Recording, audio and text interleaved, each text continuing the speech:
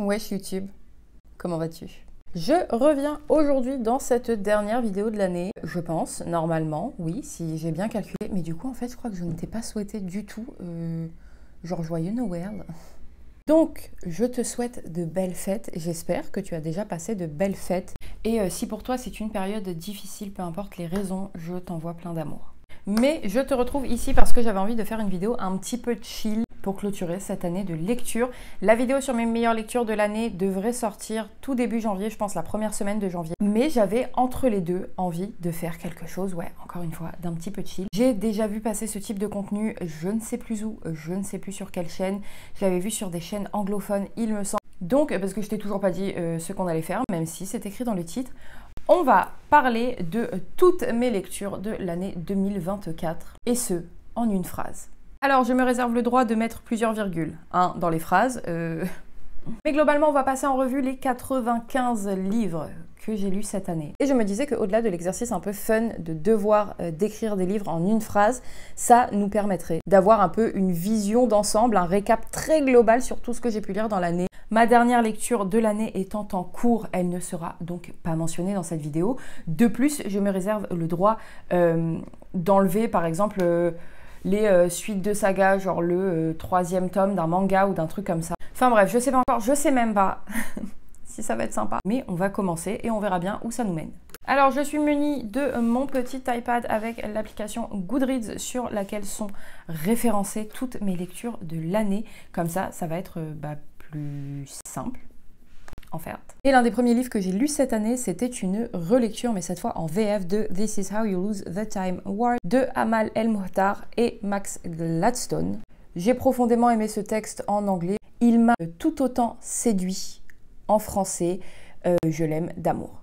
La première partie de La Voix des Rois des Archives de Rochard de Brandon Sanderson, édité au livre de poche et traduit par Mélanie Fazi. Un univers incroyable, de la bagarre, des quêtes, des intrigues, des personnages.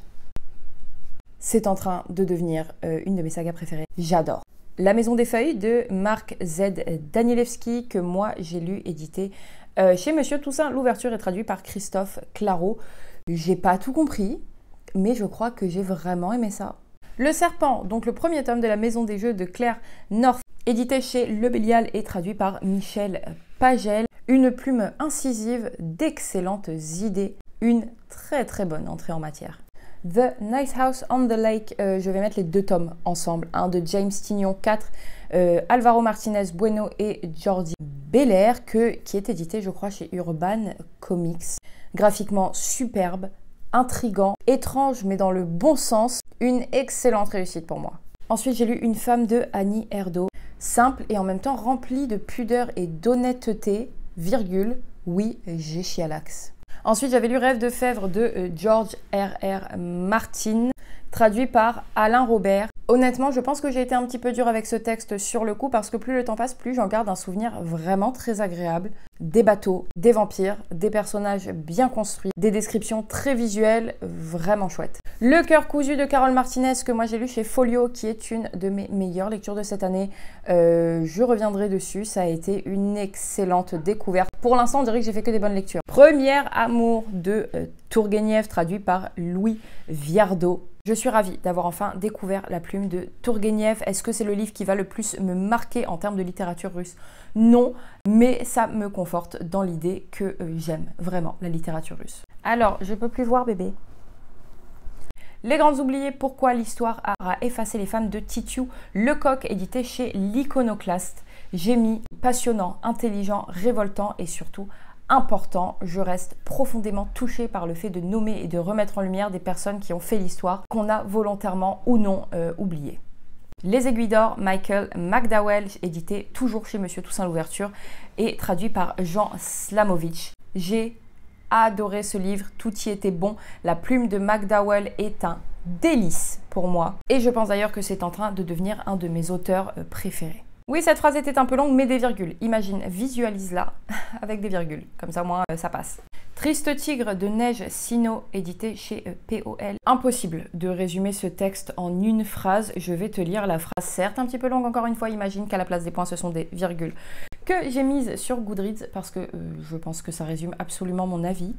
On ne note pas un texte comme celui-ci, on le lit, on l'écoute, on l'entend. On le laisse infuser si on veut, mais on ne le note pas. On prend les coups de ceux qui ne se rendent pas, on encaisse. Je n'aurai pas les mots pour te parler de cette lecture parce que les mots, eux, sont encore bien trop là. Toutes les morts de Layla, star de Ram 5 ou Ram V, je ne sais pas comment on dit, et Andrade Felipe qui est édité chez Urban Comics. Quelle claque visuelle, une histoire génialement ficelée, un pur plaisir. Le 8e sortilège, qui est donc le 2e tome dans l'ordre chronologique de parution des Annales du Disque Monde, évidemment de Terry Pratchett, que j'ai lu donc chez Pocket, qui est traduit of course par Patrick Couton. Hyper plaisant, une plume délicieuse, des situations rocambolesques, un bonbon. Just Kids de Patti Smith. On va pas se mentir, je ne pense pas être très objective tant j'aime l'artiste. En toute franchise, j'y ai vu quelques longueurs, mais c'est Patti Smith quoi. Malboire de Camille Le Boulanger, édité chez La Talente, un texte dont je n'entends quasiment pas parler, alors qu'honnêtement, il le mérite. Ce n'est pas tout à fait abouti, il manque un petit peu de finesse à mon sens, mais c'est très prometteur et j'ai très envie de lire d'autres choses de Camille Le Boulanger. J'ai lu Magic Charlie de Audrey Alouette cette année, les 3 tomes, donc je vais tous les mettre ensemble, parce que mon avis est absolument le même pour les 3. C'est édité chez Gallimard Jeunesse. C'est absolument un sans faute. Il est magique sur tous les points. C'est un très grand roman jeunesse. Le voleur, donc le 2e tome de la Maison des Jeux de Claire North, toujours édité chez Le Bélial et toujours traduit par Michel Pagel. Je vais te lire ce que j'ai mis sur Goodreads parce que je pense que c'est très efficace. Oui madame, virgule, ça, quel plaisir. La confrérie des éveillés de Jacques Attali que j'ai lu au livre de poche. Un bon thriller historique qui ne m'a absolument pas marqué pour son côté thriller, mais pour cette idée de conte philosophique qui s'en dégage. De plus, c'est une période historique qui, moi, me passionne et d'autant plus quand c'est raconté à travers le vécu de personnages, de penseurs importants de cette époque.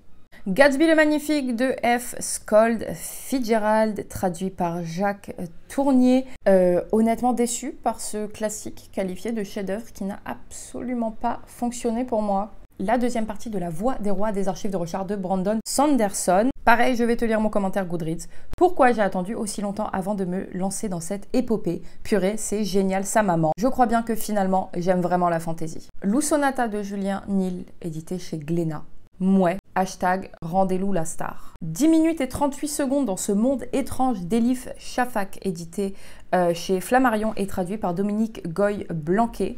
Il m'a manqué un petit quelque chose pour que ce soit un coup de cœur, mais c'est un texte génial dans le morcellement du texte, dans l'analyse de la mort et parce que c'est un très beau clin d'œil aux marginaux, à ceux d'à côté, à tous ceux qui doivent se battre pour se créer une place là où il n'y en a pas pour eux. Apprendre si par bonheur de Becky Chambers, édité chez La Talente et toujours traduit par Marie Surgers, je ne sais toujours pas comment on dit. Du très bon Becky Chambers. Comme d'habitude, tu le sais, l'espace, j'en ai rien à faire, je n'aime pas ça, mais elle arrive à m'embarquer et me convaincre. Le Turquetto de Metin Arditi qui est édité chez Actes Sud, un gros mouet pour moi. Je n'ai pas du tout réussi à rentrer dans l'histoire et j'ai l'impression qu'on m'a menti. Piranèse de Susanna Clark, édité chez Robert Laffont et traduit par Isabelle D. Philippe. C'est original, c'est bien construit, c'est très visuel, l'ambiance est un énorme plus dans ce texte. Mais j'ai été un peu déçue par la fin qui m'a laissé un goût un peu moyen. Lévi de papier que j'ai lu au livre de poche de Rabi Alameddine, traduit par Nicolas Richard, un peu étourdi par sa densité, mais on est sur l'un des personnages que j'ai préféré découvrir cette année, un véritable coup de cœur pour elle. Et puis, quel hommage à Beyrouth, à la littérature et surtout à la vie. Le Serpent d'étoiles de Giono, j'ai pas tout compris, vraiment pas, mais ma foi, c'est vraiment joli. La laveuse de mort de Sarah Omar, traduit par Macha Dati. Coup de poing, un raz-de-marée, une tornade au summum de la violence, mais nécessaire. La Marche Brume, enfin le premier tome de La Marche Brume de Stéphane Fert, édité chez Dargaud. Un poil rapide pour moi, donc j'en suis restée assez détachée. Graphiquement, c'est canon. Mon ami Pierrot de Jim Bishop, édité chez Glénat. Ce que j'ai mis sur Goodreads, c'est 2 points. Fous la haine, Pierrot.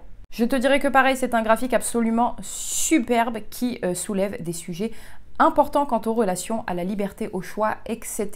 Bien que je reste un poil en demi-teinte, mais dans l'ensemble, c'était une très bonne lecture. Crime et châtiment de Dostoïevski, oui, évidemment un énorme oui, une des plus grandes lectures de mon année magistrale. Nouvelle de Pétersbourg de Nikolai Gogol, quelle rencontre avec Gogol. Les nouvelles sont géniales, un poil comique, absurde, ce qu'il faut. J'ai mis un équilibre parfait offert par un superbe conteur. J'ai tout aimé, un régal. Marina de Carlos Ruiz Zafón. J'y vois ses défauts, je comprends ses incohérences, mais j'ai décidé de le prendre comme il est venu à moi, comme une espèce de conte gothique, un peu spooky, et franchement, ça a fonctionné.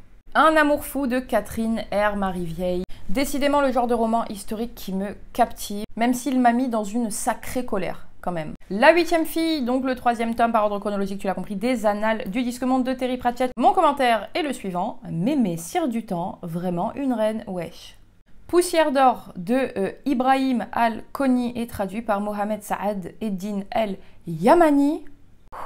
Superbe, d'une poésie et d'une musicalité folle. Étant sensible à ces liens humains-animaux qui transcendent un peu tout, j'ai été comblée. Par contre, j'ai mis sur Goodreads les femmes, toujours la faute des femmes. Oh, c'est bon, dose.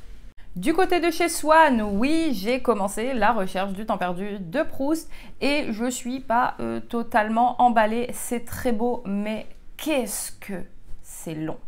La métamorphose de Franz Kafka, le souvenir que j'en avais été franchement plus intense que ce que j'ai ressenti là. Je trouve les analyses et les ouvertures de réflexion de ce texte plus intéressantes que le texte en lui-même. L'immoraliste d'André Gide, texte intéressant bien que certains points un petit peu questionnables. Mais tu l'as compris, moi j'aime de toute façon ces analyses de la morale, de l'idée qu'on s'en fait, de ce qu'il a défini et justement des frontières entre le bien et le mal. Et on est de ce registre-là ici. Un feu dévore un autre feu de Hervé Bazin.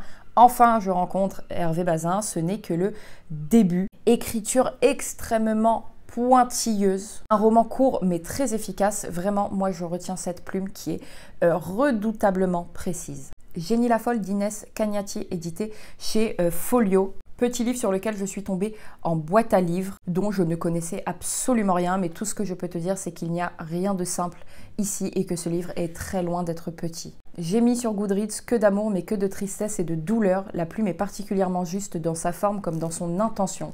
Et puis j'ai été touchée. J'ai eu envie de tenir la main de la petite Marie pour la rassurer. Et puis oui, j'ai un peu pleuré. Le mystère du lac de Robert McCammon qui est réédité chez Monsieur Toussaint l'ouverture sous le titre Zéphyr Alabama. Que tu vas voir hein, dans mes meilleures lectures de l'année, on ne va pas se mentir.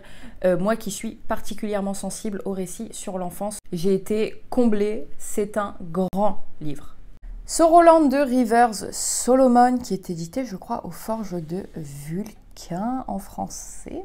Lecture en demi-teinte, d'excellentes idées, mais une réalisation trop fouillée à mon goût, trop complexe, qui part dans tous les sens. Diamant de Vincent Tassi, alors que dire? La plume est très belle et elle est tout à fait cohérente avec cette fantaisie, mais j'en suis restée très détachée. J'ai trouvé le récit justement très froid, très distant. Je ne suis pas du tout rentrée dedans. Pour moi, c'est comme quelque chose de très joli que tu regarderais de loin, quoi.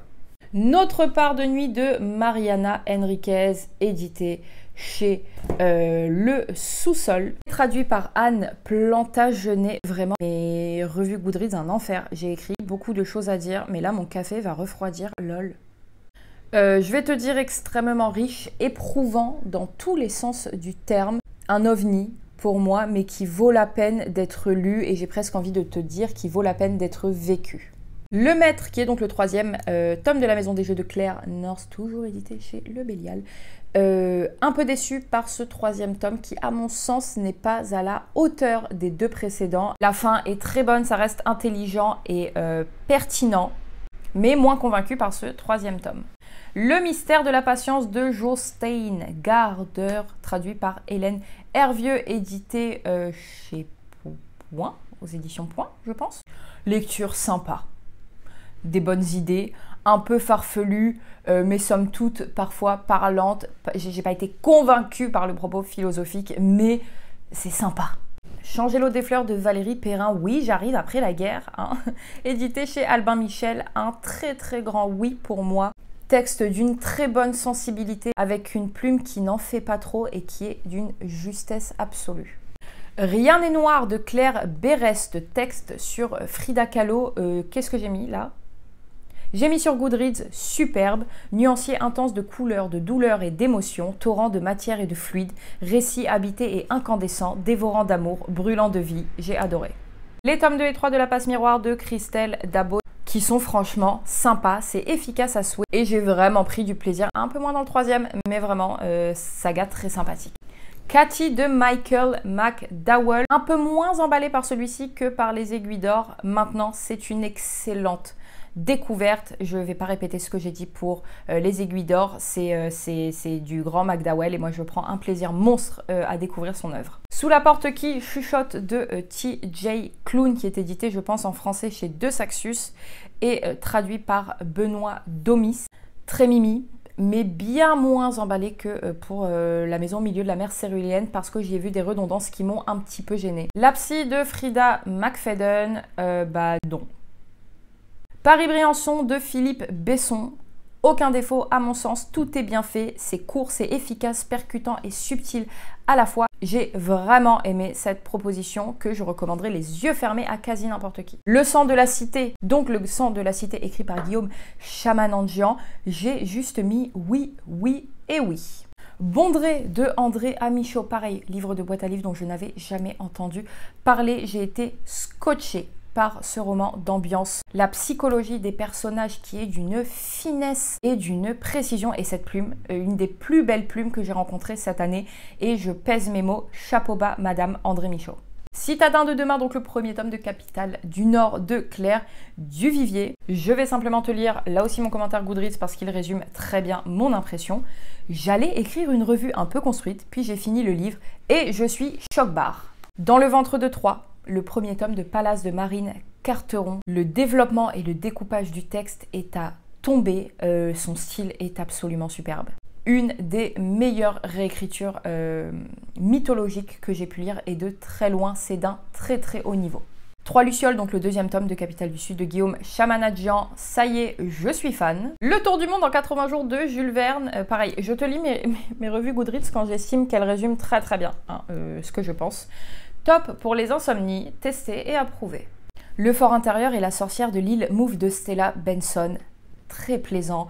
Un peu loufoque et décousu, il n'y a pas vraiment d'intrigue, mais peu importe, on passe un vrai bon moment. C'est pas marquant, c'est pas transcendant, mais vraiment agréable. Oula, alors attends, je reviens, mais parce que ma fille était en train de tenter de refaire la déco de l'appartement. La maison au sortilège de Emilia Hart, chouette lecture, bien efficace, ça s'enchaîne, franchement bien. C'est pas la lecture de ma life, mais c'est sympa. La première partie du livre des radieux, toujours de Brandon Sanderson, incroyable, I need more. Force Wings de Rebecca Yarros, est-ce qu'on va vraiment revenir dessus étant donné que je t'en ai parlé en détail dans ma précédente vidéo? On va faire comme la psy, je vais juste dire que pour moi c'est non. Mort au Jet, qui est donc le tome 2 de Capitale du Nord de Claire Duvivier, excellent, j'ai eu un peu de mal à suivre par moment dans celui-ci, mais un régal. Happy Place de Emily Henry, mis à part quelques défauts, ça se lit bien, c'est pas mon genre, mais j'ai pas passé un mauvais moment. Né d'aucune femme de Franck Bouys, j'ai adoré le début, j'ai trouvé le style incisif, presque tranchant. Et en fait, d'un coup, ça s'est effondré parce qu'on a une escalade de la violence avec des descriptions visuelles pendant 10 plombes qui ne servent à rien. J'en garde un goût un peu amer parce que ça aurait pu être très bon, mais que pour moi, il n'y a pas à juste balancer de la violence comme ça pour le plaisir. La Dame en blanc de Wilkie Collins, traduit par Lucienne Lenoble. Quel plaisir, absolument tout ce que j'attendais de ce roman et encore mieux que ce que j'attendais. Vraiment, juste quel plaisir. Vers de lierre de Louise Lebar, je dirais une plume trop maniérée qui m'a détachée du texte, mais ça fonctionne, c'est pas déplaisant et je pense que Louise Lebar écrit très bien. Juste, il n'y a pas besoin d'en faire autant pour moi et ça m'a un peu gâché le plaisir. Archives de l'Exode, donc le 3e tome des Voyageurs de Becky Chambers, toujours traduit par Mary Surgers. Vraiment pas mon préf de la série, même si j'ai quand même passé un bon moment, ça reste du Becky Chambers et ça fonctionne sur moi. J'ai continué l'Atelier des Sorciers puisque j'ai lu le tome 4 de Kamome Shirahama. Excellent petit manga qui est très plaisant et qui graphiquement est vraiment très joli. Sur les flancs de l'Ida, le tome 2 de Palace de Marine, Carteron. J'ai mis une saga absolument géniale pour l'instant, je suis bluffée madame. Lightfall, le 1er tome, un des très beaux coups de cœur de cette année. Tout est, à mon sens, délicieux. L'intrigue, les personnages, visuellement, c'est sublime, c'est palpitant, on a envie de savoir ce qui va arriver. C'est juste génial et mention spéciale pour le traitement de l'anxiété qui est, je trouve, très bien amené ici. J'ai continué également Bonne Nuit Poun Poun de Inyo Asano. Et j'ai lu le tome 6 cette année. Oui, les mangas et moi, cette année, ça a été compliqué. Pour ce tome-ci, j'ai dit clairement l'un des plus marquants de la série.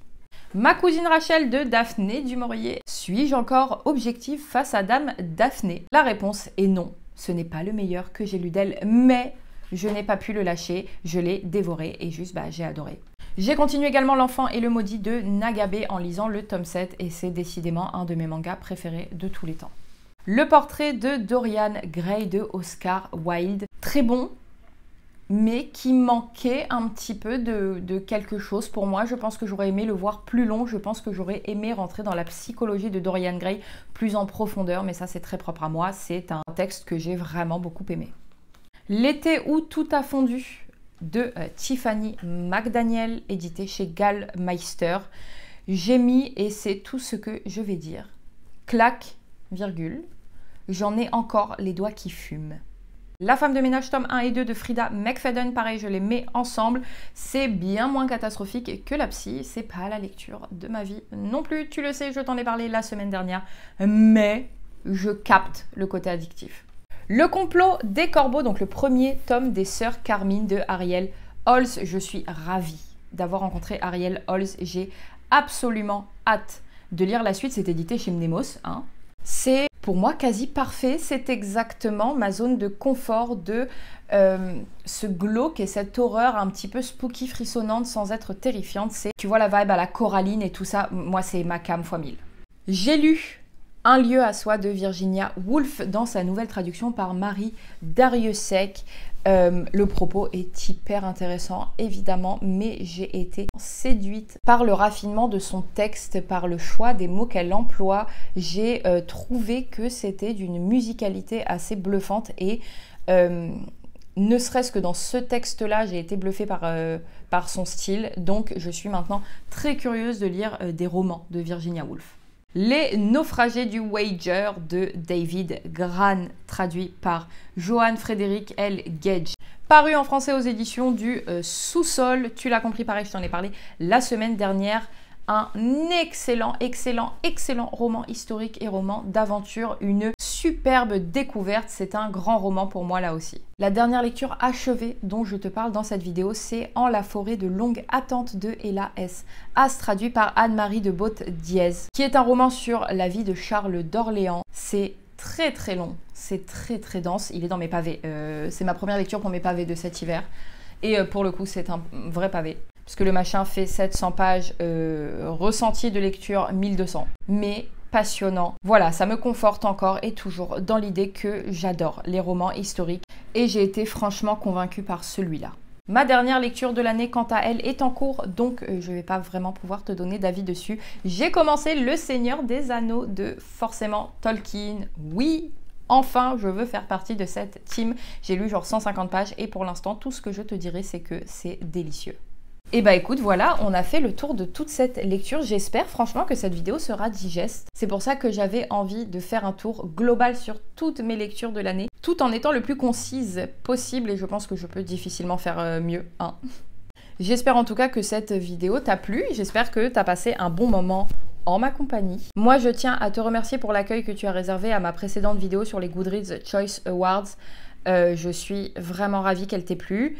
Bienvenue à tous les nouveaux ici. J'espère que ce que je te proposerai à l'avenir continuera de te plaire. Moi, je te souhaite une très bonne fin d'année et je te retrouve dans ma prochaine vidéo pour les meilleures lectures de mon année 2024. Tu as pu en apercevoir quelques-unes ici, mais on reviendra en détail sur la crème de la crème de mon année. Et sur ce, moi je te laisse, je te fais des bisous et surtout prends bien soin de toi.